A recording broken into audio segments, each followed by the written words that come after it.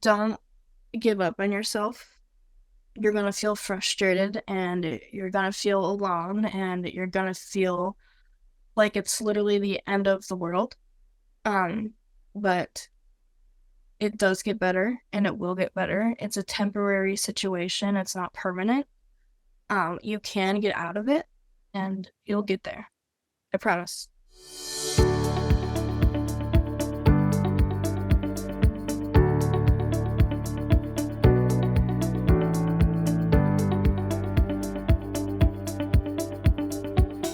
Hey everyone, I'm Sean O'Connor, author of the Depersonalization Manual, and today I'm speaking with Hayley Kellogg from Chicago. Hayley is 27 years old. In April of 2023, she developed depersonalization disorder. Hayley experienced persistent existential thoughts, vision changes, and couldn't leave her house without experiencing the feeling of impending doom. She struggled with the condition and the symptoms for about 7 months. But as Hayley wrote to me in a recent email, quote, "Since the end of October, I have fully recovered and your manual helped me in my recovery journey. I've watched lots of your recovery story videos and they all really gave me the hope and motivation to keep pushing through and not give up on myself. And I'd like to share my story too." And Hayley's with us today to talk about her experience with and recovery from depersonalization disorder. Hayley, you're very welcome to the channel. Thanks for being with us today. Thank you. I appreciate it. Yeah, great to have you on the channel. Hayley, can you tell us a little bit about yourself? Yeah. I mean, like you said, I'm Hayley. I'm 27. I live in the Chicago suburb area. I'm a single mom to a 2-year-old son, and I am a barber. I work part-time at a barber shop. Yeah, it's pretty much my life currently. Nice. Me being Irish, I of course have cousins in Chicago, so I need to go over and visit them sometime. Yeah. Um, yeah. So Hayley, can you tell us a little bit about your experience with DPDR and how did it start for you? Yeah, so I've been like diagnosed with anxiety since I was about 17, but it was mostly just like sporadic panic attacks, like generalized anxiety. Um, they would come and go. And when I was having a panic attack, I would experience DPDR a little bit, but it wasn't to the extent of what I experienced just a couple months ago. Um, I'd have a panic attack, I'd feel it, and it'd go away. And then about in April, I was experiencing panic attacks a lot more than usual. I wasn't on medication or anything at the time, and I just felt like I needed to get put on something because it was starting to interfere with like my everyday life and working and my son and stuff. So I ended up getting Zoloft. And I mean, the next day after I took it, my like whole world changed. Um, I woke up, I felt sick, I was nauseous 24/7. I just felt like in a constant state of being afraid and scared. Like I felt like genuinely like I was going to die like at any minute. Um, my vision started changing, it was blurry. I was looking at things differently. My existential thoughts started kicking in, like like am I really here? Are the people that I love actually here? Uh, the impending doom was probably the worst. I mean, every time I'd leave my house, it would just feel like my whole body started tingling. I would feel like I just needed to like get back into my safe place. And even when I was in my safe place, it didn't feel like my safe place anymore. I just felt like I was just in a constant like fight for my life type of situation. Um, and yeah, I stopped taking that like 3 days after I started, and it just continued from there. And I didn't really know what it was at all. I went to a bunch of doctors and they just told me it was like anxiety and stuff like that, which it is, but I mean, I didn't know like the specifics of it at all. When you took the anxiety or we started taking the medication, like I presume your anxiety levels were had been high enough at that stage anyway, were they? Yeah, Mm. right. I so I took it. I remember the start of this like it was yesterday. And I don't know why, but it's just like a vivid memory in my head. Um, I took it in the afternoon, and the next morning is when it like really started. I mean, it was within an hours. Mm. Yeah, yeah. And when you spoke to the medical professional who had prescribed it to you, I presume you go back and speak to them and ask them about it? Yeah. Mm. They said, like you said, it's normal for SSRIs to make your anxiety worse, but she said that it shouldn't like debilitate you. And it was like debilitating. I knew that it could make it worse, but I didn't think it was gonna be that much worse. Um, so she actually did like a test. It was like a DNA test almost. I can't remember what it was called, but to see what kind of anti-anxiety medication would work better for me and my body.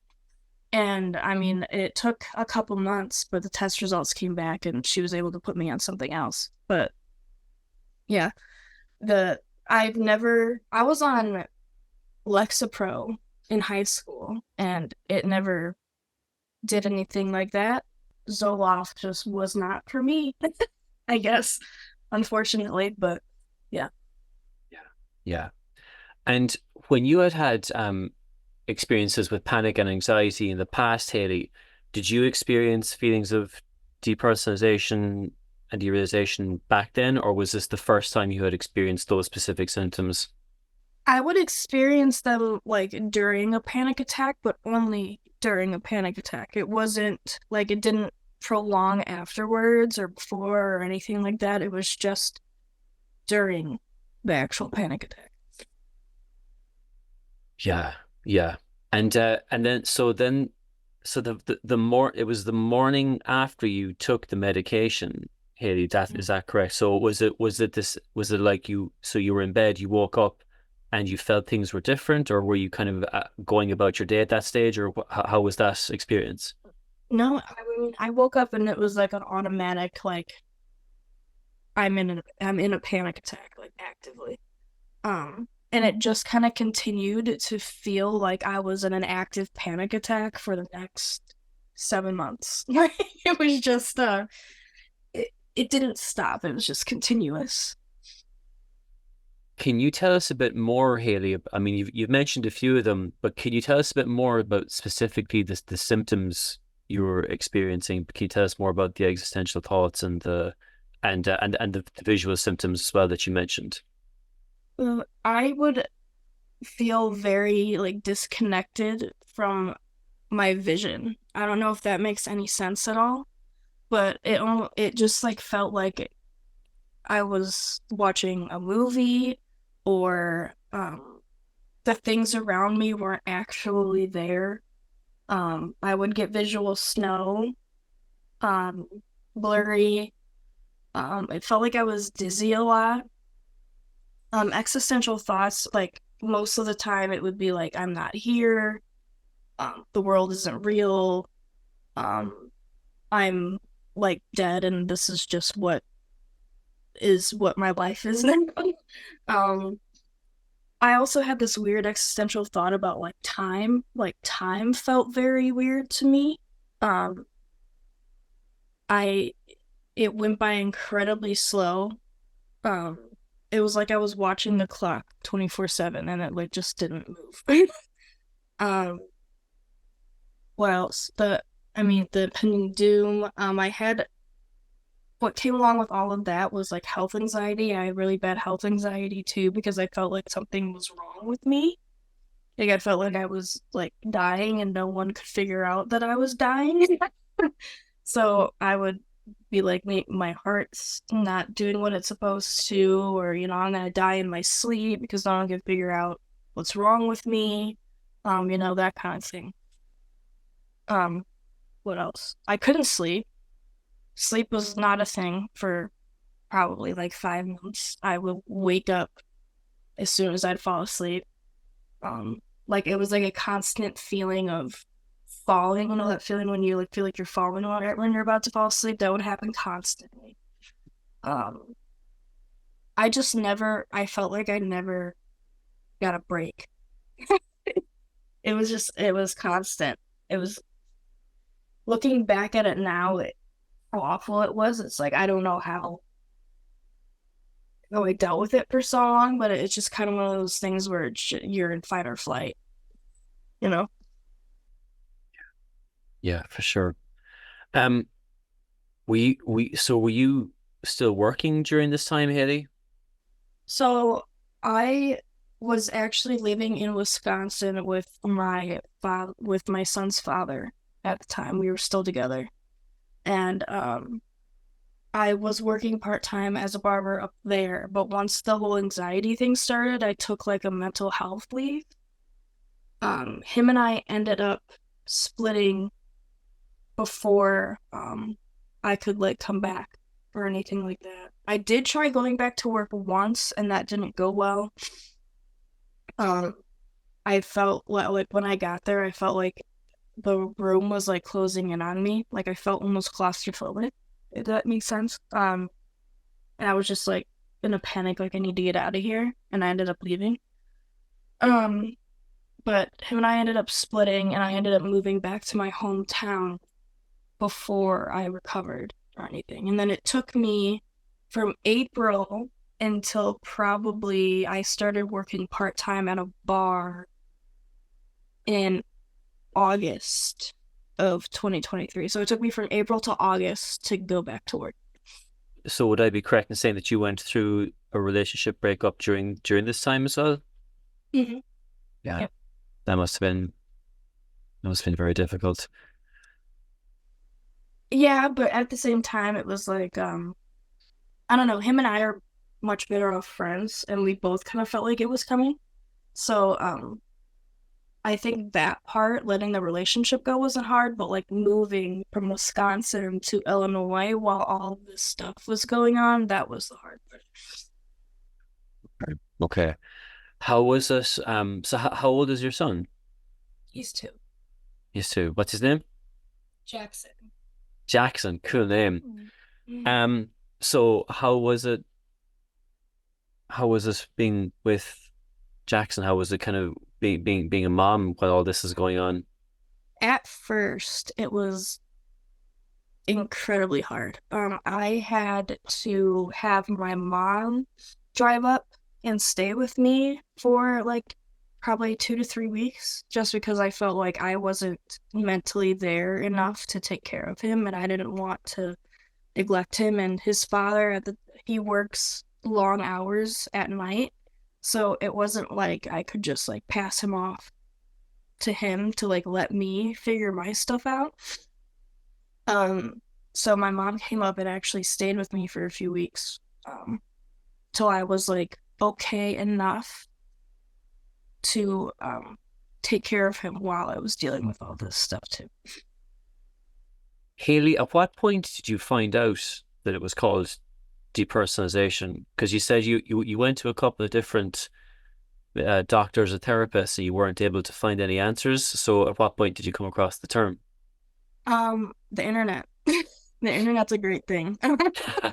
um, I looked up my symptoms on Google and that came up. And then I went on YouTube and I ended up finding your videos and a couple other um YouTube creators had some videos about it. And but I watched yours and I was like, "Oh my God, there's so many people that have gone through the exact same thing as me." And I had no idea. I honestly thought that I was the only one for a long time. I was like, there's no way anyone else can be experiencing this right now. I was wrong. So your videos definitely helped me feel in the moment, not as alone as I felt in the first like month or two. So I appreciate you for that. Of course, I'm so happy this the videos were helpful. Um, at that point, did you kind of like did you so were you still seeing a doctor or therapist, or did you maybe go back to any doctors and say this is I think this is what I have? I was still seeing my primary, and I did relay the information to her. She never heard of it before, but she said she would look into it. Um, and at that point, she gave me my new medication that I'm on. And then after that, I did end up going to therapy. Um, my therapist specialized actually in DPDR disorder. Um, Oh, wow. so she was quite helpful. I will say that. I saw her probably from I think May until the end of September ish. Um, she what's funny is that at the beginning she told me that um I said, how long does it usually take for like people to recover from this? And like, do you see them from like point A to like point B? And she was like, I see them from the very beginning and then right before they're about to be fully recovered, and then they stop coming. Right. Because they're all better. So Because they don't have to go anymore. This is the same thing with people like not being on forums anymore. And it's like that's why the people who are recovered aren't on forums because they don't need to be on the forums anymore, and they just forget to be on the forums. Yeah. like it's almost funny now. Like I did follow the forums. I followed, all the DPDR YouTubers. I mean anything DPTR, I was like into it. And I after like I started like listening to your manual, I started like not looking into this stuff as much, and then I just slowly like kind of forgot about it. But even now, like it'll pop up on my phone and I'll be like, oh, thank God I don't look at that. I just scroll right past it and I'm like, thank you. Yeah. Yeah, that's great. So and so the therapist, Haley, did you specifically go to find a therapist in Chicago who specialized in DPDR and you found one, is this, or it just happened to be your Have therapist? you heard of BetterHelp? Yes. Yes. Yeah, that's what I did. I went to Ah, I BetterHelp, see. Okay. and Okay. they like do a questionnaire in the beginning, and you fill out a whole bunch of stuff, and then they find you a therapist that best fits those needs. Mm. So, Okay. because at first I That's couldn't leave my house, so I was like, well, this is this is the best way I could probably, do therapy right now. So, for sure. For sure. Um, that's great. That's great. And that you found someone and they were helpful. Um, so what was your lowest point in the whole experience, Haley? Is there a particular time that sticks with you? um, probably at one of them, I probably have a few. One of them was when I felt like I couldn't take care of my son. That was a big one because I was like, if I'm going to be stuck like this forever, like, what am I going to do? Like, how am I going to take care of someone when I can't even like get out of bed? And then um, probably like midsummer, I had like a bit of like a mental breakdown where I like just couldn't stop crying because I was like, this is what felt like it lasted forever. I couldn't go to work. I was like, how am I supposed to like my savings was dwindling. I was like, how am I supposed to pay for my bills, my son?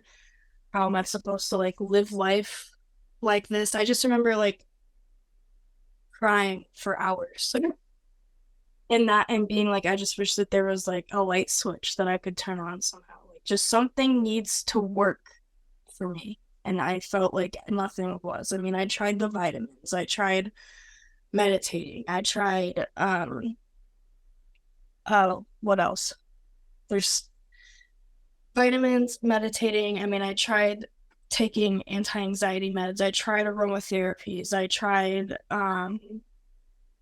what like listening to like podcasts, like anti-anxiety podcasts, just like anything anti-anxiety I bought and I tried.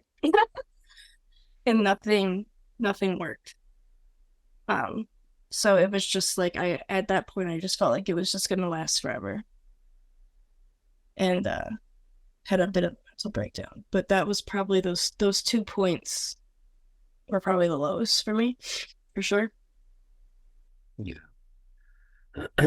um, yeah, I'm sorry I went through that. I had a very similar moment myself where I I found myself like lying on the floor of my bedroom and just crying and just thinking like where did my life go to? Like what like I had everything ahead of me, things are going so well, and then just like I ran into an invisible wall and nobody can help me, and I just cried and cried, and yeah, it felt kind of cathartic.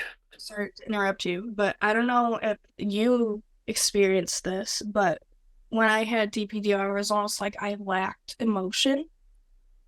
Like I didn't cry. I didn't, I was just very like there.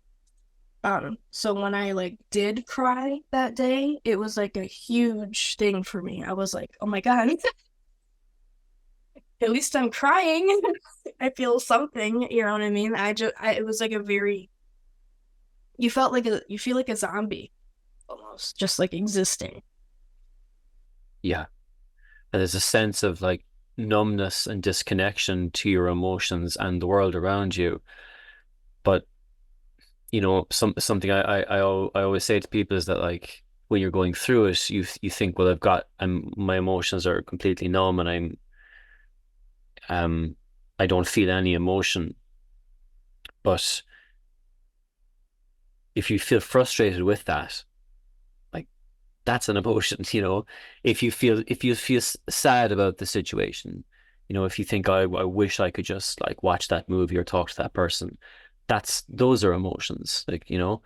um but certainly the feeling of disconnection can feel quite overwhelming, and um yeah, but they do all fade away and stop as in the feelings of numbness all fade away and stop as your recovery continues. Something you mentioned earlier as well, Hayley, I thought was really interesting was you talked about the feeling of impending doom, and written that to me in the email as well. Um, because it's such a perfect description of what anxiety is. Like even in evolutionary terms, like the reason anxiety is there is as a defensive mechanism in case you are in physical danger. So if you're getting chased by a wild animal or something, the Mhm. the feeling of impending doom is there to keep you on high alert in case a bear jumps out and grabs you or something. Mhm. Um, and very useful if you're walking in the woods on your own and it's bear country and it's bear season, you know, Right. but but but not useful when you're trying to go down to your job at the barber shop, like, and you're just like, I love my job, I love my home, I love my son, things are good. Why do I feel this feeling now? Mhm. But it's such a perfect description of what anxiety is. It's essentially an alarm going off saying, "Are you sure you're not in danger? Are you sure you're not in danger? Okay, I know I'm in middle of Chicago. Things are fine. It's not thing." And the brain just keeps saying, "Yeah, yes, yes, but are you sure there's no bear? Are you sure there's no Mhm. bear there?" Like. Mhm. Um. So with all that said, Hayley, how did your recovery start? Honestly, it was just like I found your manual and basically like the whole part about just like going out and doing normal things and just keep doing it. Like don't even think about it. Just like have your normal life and forget that your anxiety and DPDR is there and just freaking go for it. Um so basically I started back up working at a barbershop and then I got like a daily routine down. Um and I so how how I explain this to people is like once I started doing um normal things, it's like my anxiety went down, like those physical symptoms, but like my existential thoughts were still there. Um and so I met a guy, or not met, I've known him for years, but like we like rekindled whatever. And he was actually able to like get me out of that routine headspace of like the existential thoughts. So it was just kind of like going out and doing things that I normally would have done without DPDR, and then like having also like a distraction from the existential thoughts, because eventually if you distract yourself enough, it just kind of, you forget that they're even there and they go away on their own. That's at least how I experienced it. Um, so I can thank him for that. I don't even think he knows that he helped me that much, but um, it was just kind of like you kind of just have to grin and bear it. That's what I like say. I just grinned and bared it for like the first month or two. I was just like, well, I'm just gonna feel this way, living life for for a while, and eventually it'll go away, and it did. The first couple times were really hard. I mean, you know, a knot in your throat, feeling like you're gonna die. I had a really hard time driving, like traveling anywhere. Driving was really, really, really hard for me. Um, but every day got a little easier. Um, and now it's like a faint memory. Like it'll come up in my head sometimes, once in a while, like an external existential thought will pop in, but it doesn't last as long as it would, and it's just kind of like a popping thought, and then it goes away. So it doesn't take a hold on me anymore like it used to. Yeah. The the thing of like grinning and bearing it is such a good analogy. Because that we often kind of have this, as you mentioned earlier, like what you said you wanted was, I wanted to switch this off. You know, I wanted to find the light switch and turn it off. And this is what everybody experiences at some point. But what you learn in recovery is that part of recovery is accepting that anxiety is there for the moment. It's not pleasant. It's very, very unpleasant at times, but it's also not going to hurt you. It's not going to turn anything worse. And in accepting it being there for the time being, that kind of disempowers it. You kind of take the fuel out of it, because you understand that the reason it's been so persistent up till that point is because you kept checking in it and kept kind of refueling it by persistently giving it that power over and over again. And it feels so counterintuitive to do that. But It was that's like, I don't know if you did this or not when you were in it, but like it was like every day I had a routine of checking in on myself. Like being like, do I feel better today? Do I look better today? I would ask my family, do I seem better today? Do I, you know, like little things like that. And that's what I mean by like the routine of like thinking about this stuff. Like I needed to get my head out of that space, because once I did that, I felt like all of the physical symptoms and the external thoughts like dwindled slowly. Like you're just kind of, you have to get out of the routine of constantly just sitting there and dwelling on it. Because if you dwell on it, I mean, if you dwell on anything, it's not gonna go. It's not gonna go away. I mean, just like anything else in life, you gotta get your head out of that mind space, or else it's going to eat at you forever. yeah, yeah. You're changing a habit essentially, or you're taking one habit and replacing it with a new one and giving yourself the time for that habit to change. But you have to do it. Like um you can't sit around and wait for that to happen. You have to be involved in making that change happen, as you would with making any physical or mental habitual change. So Hayley, what did your recovery feel like in terms of when you started, things started getting back to normal for you? Was it something that kind of happened slowly over time, or was quick, or what did it feel like for you?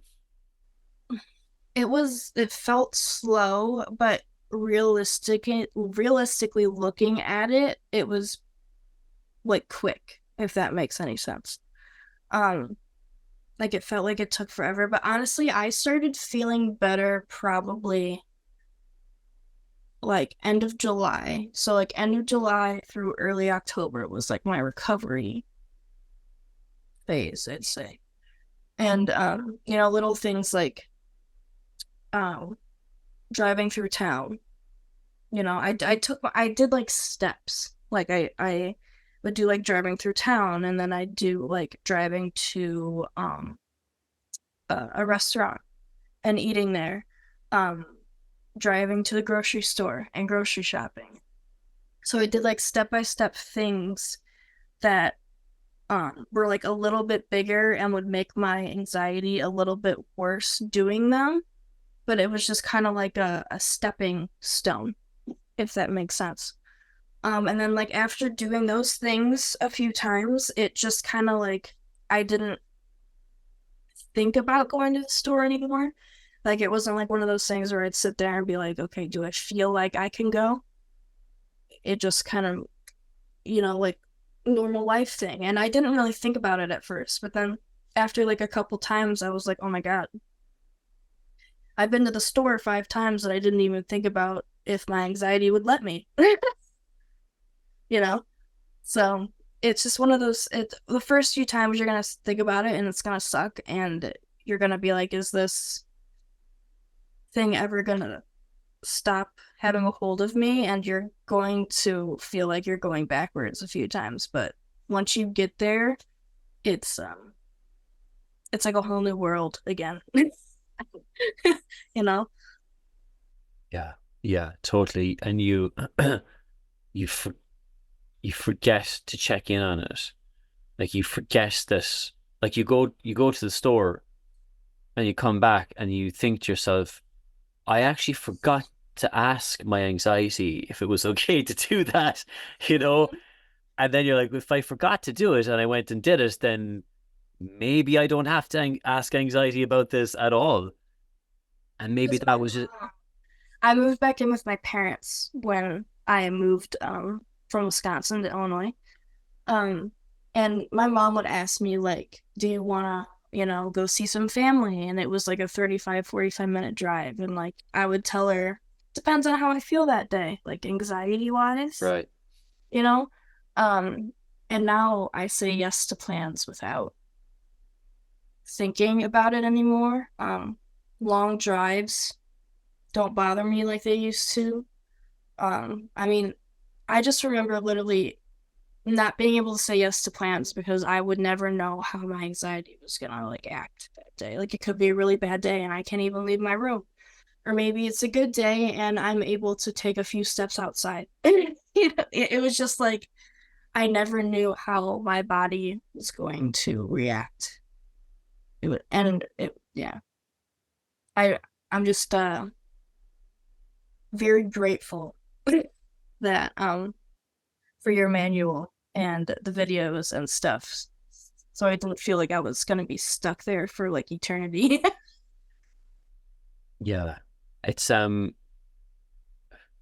and we do it with the best of intentions, but like I mean I remember doing that too. Like people would say, well, let's go and do something on like the next day or the following week. And I would think to myself, okay, but like what happens if my anxiety goes up that day and I can't do the thing? What you're doing is like you're asking anxiety if it's okay for you to do something. And when you do that, it is your the implication is that anxiety is so important that it gets to decide whether you go to the concert or the Mm-hmm. movies or whatever or not. And anxiety doesn't deserve that level of influence over your life at all. And again, it's just a habit. But when Mm-hmm. we actively kind of take that attention and that oxygen away from it, um, we demonstrate to the brain that we don't need it, and the brain says, well, if we don't need it, we'll get rid of it. and it works every It's time. almost like, I mean, we're humans, so we adapt, right? So, when it first starts, you're like freaking out, right? Inside, outside, you're going crazy trying to figure out like what the heck is going on. And then you live with it for a while and you get used to it. And it's a routine of checking in with yourself and, you know, um, being just your whole personality turns into your anxiety Yeah. almost. Yeah. Um, and you live with it like that, and that's your new routine, and that's your new normal. And it's almost like you adapted to that version of yourself, so you have to get yourself adapted to living normally again. Like you have to push yourself. It's like you said earlier, like it's a habit. So it takes like 20, what, 21, 27 days to break a habit or something like that. So truly focus on living a normal life for that long and getting your brain to, just distract your brain elsewhere. And that'll help tremendously for your body and your mind to adapt to the way that you were living before. That's how I look at it. It's like phases, you know? Yeah. Yeah. Absolutely. Hayley, how was the depersonalization manual helpful in your recovery? Um, I probably listened to that whole manual probably like 3 times, I think. Um, just like listening to your story and your experience, and then having someone tell you like if you want to get out of this, like you have to push yourself. Like this is a you have to do it. Like no one else is going to do it for you. No, like listening to podcasts, no books, no nothing is going to do it for you. You are the only person that's going to be able to do it for yourself. And I think that that's the the one thing about your manual that like really like stuck out to me. Like I was like, okay, this is a me problem. So I have to be the one to fix it for myself. And I have to be self-disciplined enough to fix it for myself. And your motivational like morning, I forgot what it was called, but it was like you talking, like motivating for like a couple minutes, 15 minutes or something. I would Pep listen to talk, that. yeah. Yeah, pep talk. Thank Yeah. you. I would listen to it every morning or anytime I felt like I needed that little oomph to like get myself going somewhere. So after listening to your whole manual a couple times, that pep talk is probably what led me throughout the rest of my recovery, for sure. That's so good to hear. Hayley. I'm delighted. Um, so Hayley, now that you've recovered, a question that people ask me all the time is getting back to normal really getting back to normal?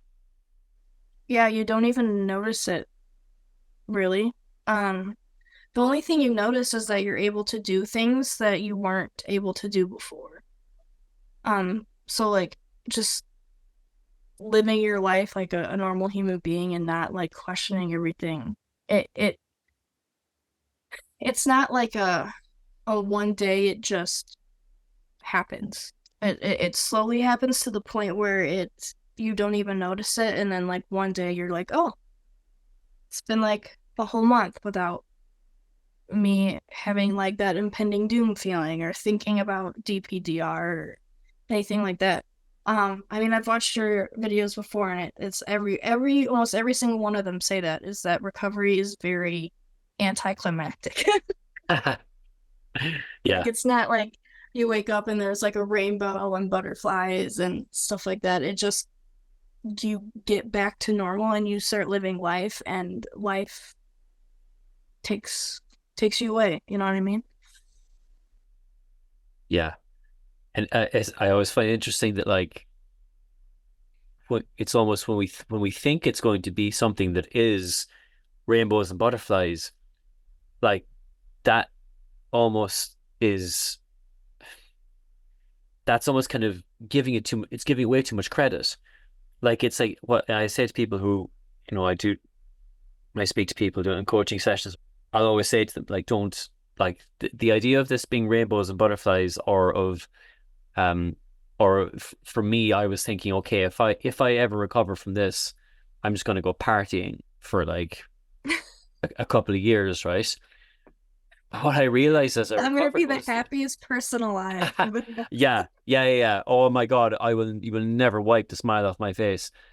And then when you do recover, like, the first thing you're concerned about is like, I should probably like pay the insurance on my car because I haven't driven in a while, like, or I'm kind of sick of living with my parents, this kind of stuff, just the normal day to day anxieties. And you Mhm. realize that the whole thing of it being rainbows and butterflies or going partying for 6 months was based on recovery being this big, massive, explosive change that, oh my God, I'm back, and it's not. It's just you literally, it's it it's like the long form version of coming out of a panic attack.